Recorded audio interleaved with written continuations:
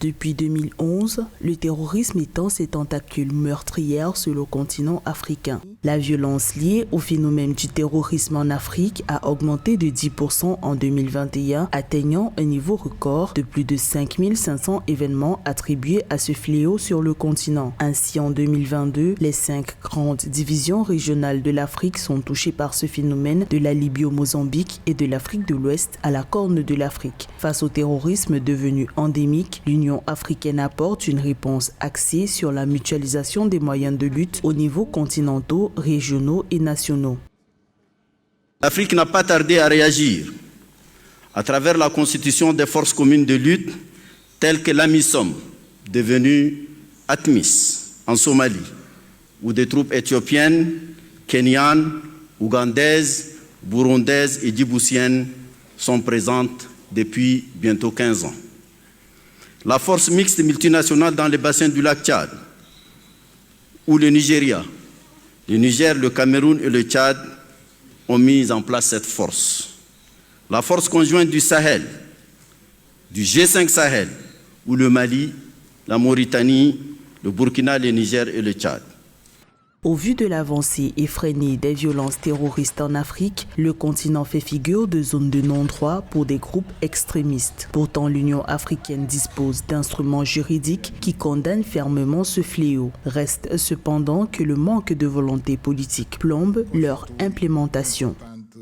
Aux mesures opérationnelles s'est ajoutée la réactivation par l'Union africaine des instruments juridiques destinés à lutter contre le terrorisme, tels que le plan d'action sur la prévention et la lutte contre le terrorisme, adopté en 2002 comme cadre opérationnel de la Convention de l'OUA sur la lutte contre le terrorisme, adopté en 1999, et son protocole adopté en 2004.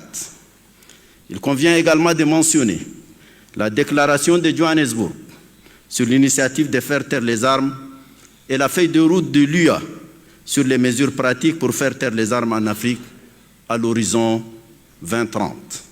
Éradiquer le terrorisme du continent africain, c'est selon des observateurs une mission à 3 volets qui inclut la prévention, la lutte et la stabilisation. Ainsi, des États membres de l'organisation panafricaine plaident pour la mise sur pied d'instruments juridiques et politiques chargés de l'évaluation des mécanismes de lutte antiterroriste africains.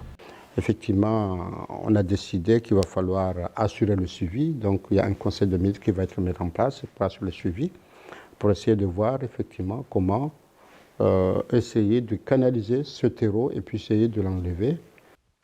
L'indice mondial du terrorisme 2022 indique une augmentation des attaques terroristes. L'Afrique, considérée comme le nouvel épicentre du phénomène dans le monde, a enregistré 48% des décès liés au terrorisme. Par ailleurs, le Sahel abrite les groupes terroristes à la croissance la plus rapide et les plus meurtriers du monde. À noter toutefois le déclin progressif des attaques du groupe Boko Haram, dont les actes meurtriers ont baissé de 92%, passant de 2131 en 2015 à 178 en 2021, grâce notamment à l'action conjointe des forces militaires nigérianes, tchadiennes et camerounaises.